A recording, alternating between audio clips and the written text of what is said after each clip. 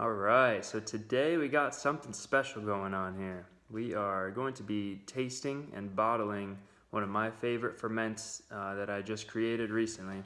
This is my second batch of it.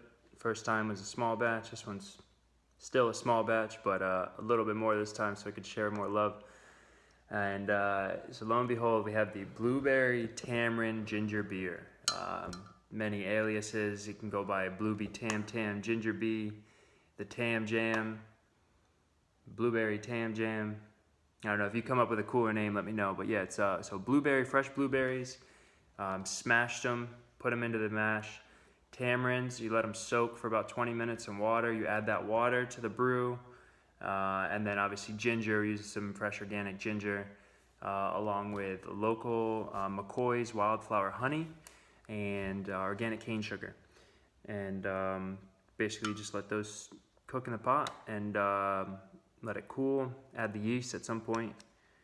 And yeah, let it sit. So this one's been sitting since the 23rd of April. Today's the 5th. Happy Cinco de Mayo. We're going to celebrate with some tamarindo.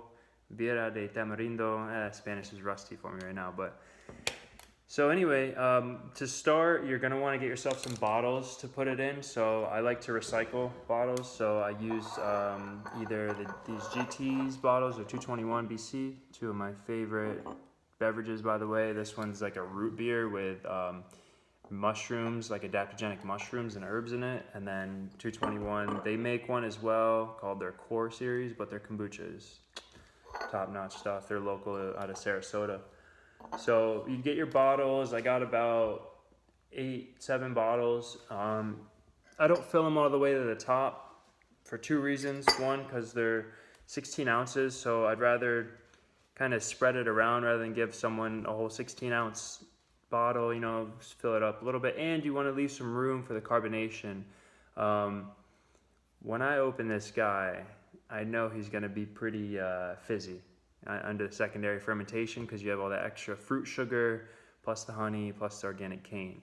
So just from experience. So basically we're going to be putting them into 2F for secondary fermentation.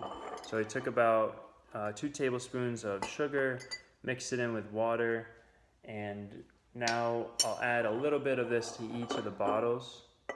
So just a little bit until they're about even. Again, you don't have to be too specific. Don't put too much sugar in, that will explode.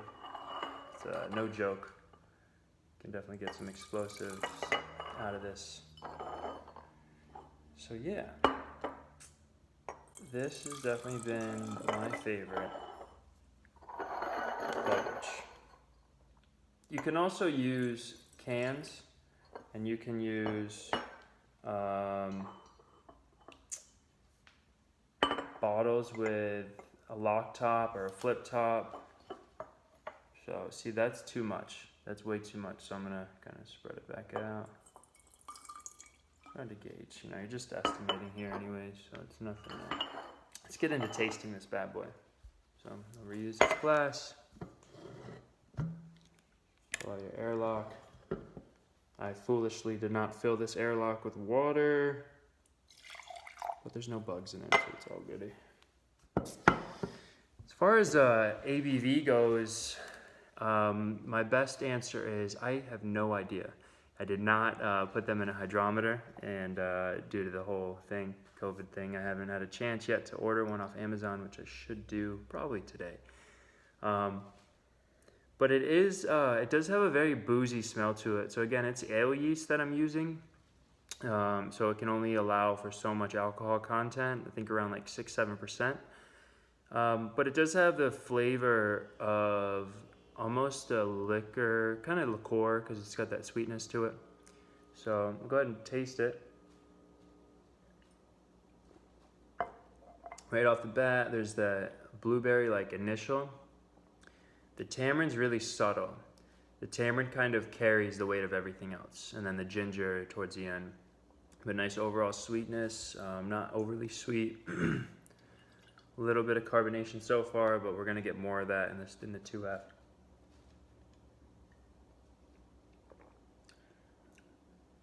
Yeah, that is delicious. It's good stuff. Seriously, one of my best creations to date. If if you want to try some, you know, DM me. If I know you, that's awesome. You know, I'll come get you a bottle or something. Or if I don't know you, live in South Florida, let me know. You know, that'd be really cool to hear from someone. I love to share this. I love sharing what I make. It's really beautiful. Yeah, delicious stuff. So good. So yeah, now we're gonna bottle it. Grab yourself a funnel. It's a lot more funnel when you do. And yeah.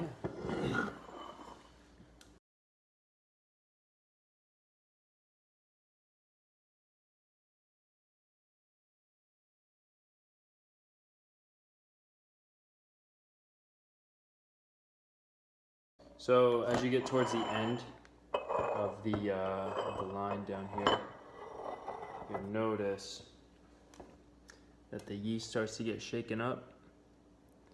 So you don't really want that in the beer. It's not gonna kill you, but it's got some flavor. So I'm gonna go ahead and stop it there. We're pretty shooken up right now, and so you know you can also bottle this using a siphon. You can siphon it out.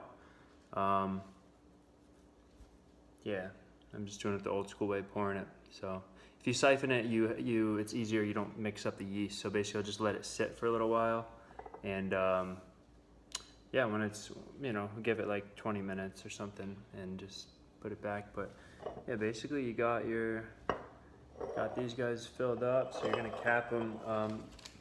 Put the caps on tight. You want them CO2 build up. Some of these caps won't hold too much CO2. The GTs like to hold a lot because they're lined. So that's something to consider. There's like the lining inside versus not. Okay, so we just finished bottling here. So again, just showing you that beautiful color. It's a really awesome experiment with the different fruits, man. I mean, they have this natural, beautiful color. This is from blueberry. I've done some blackberry kombuchas before. I've played with pineapple, obviously is a really nice one. Yeah, you know, try and experiment on your own. See what you come up with. If you got something cool, share it. Let me know. Drop a comment. But yeah, so you got these guys all bottled up. Caps are pretty sealed tight. And now I'm gonna put them back under in a cabinet in the dark for about a week or so, and they'll be ready to drink. I mean, I got one now. This is kind of the remnants of what was left. See, there's a lot of yeast in the bottom, so I'm gonna slowly sip off the top here. Don't tell anybody. It's like 11 o'clock, but it's okay. We're just tasting, right? So it's all good. But yeah, if you have any questions, let me know, and thank you for watching.